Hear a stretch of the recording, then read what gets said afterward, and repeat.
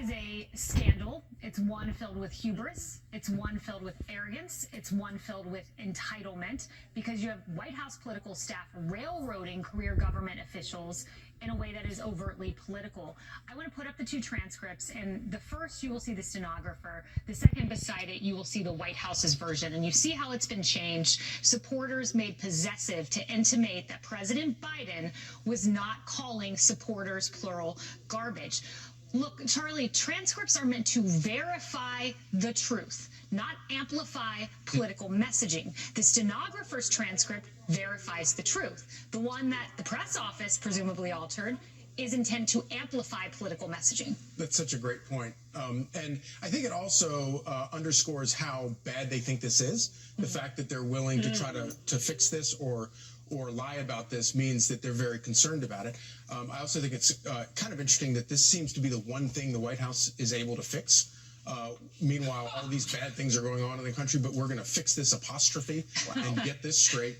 But also remember, this is the problem here deals with the National Archives and the record that goes to the National Archives. And I just think it's kind of interesting to think back. It was 5 minutes ago, Democrats were trying to put Donald Trump in jail over records dealing with the National Archives. And so all of this is, it is silly season.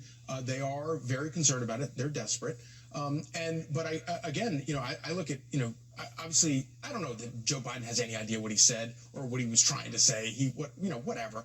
But again, you look at the record. You look at their performance in office. And when you leave a border wide open and you have inflation like we've seen, that's treating people like garbage. It is. And the stenographer sent a letter to the Press and Communications Office per the AP. They reviewed the letter.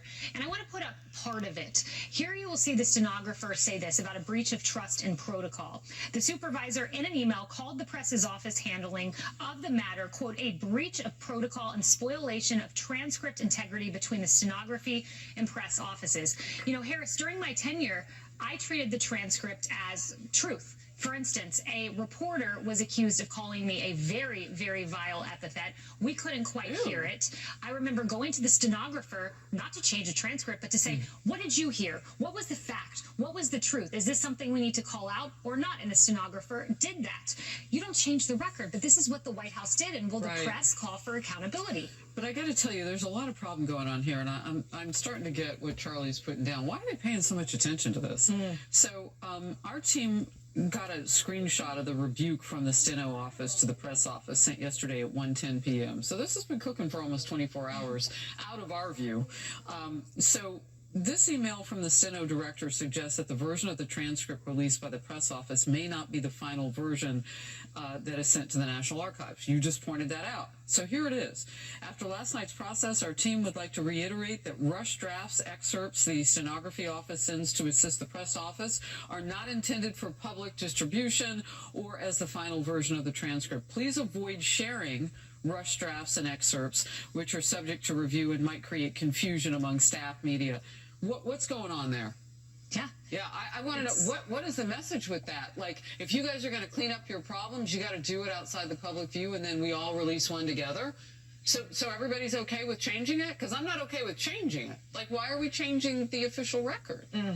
Exactly to your point, Harris, Emily, and you intimated this as well, the National Archives, right? So there's an official draft sent to the National Archives from the stenographer, and in the letter that was referenced, as Harris noted, and the specific language was our stenography office transcript released to our distro, that's a distribution list, which includes the National Archives, is now different than the version edited and released to the public by the press office. So history has one version, and the American public, Emily, days before an election has something that is disinformation, misinformation. They love those terms. And that's why it's a scandal, Kaylee. And so do not listen to anyone on the left saying, oh, it's no big deal, it's an apostrophe. What's the difference? The difference is a massive matter of integrity and for the preservation of historical records. Look, in court, hopefully you guys have never had to be in a court proceeding. There is a reason why, if you ever have a nonverbal response, the stenographer says, excuse me, sir, we need it verbal.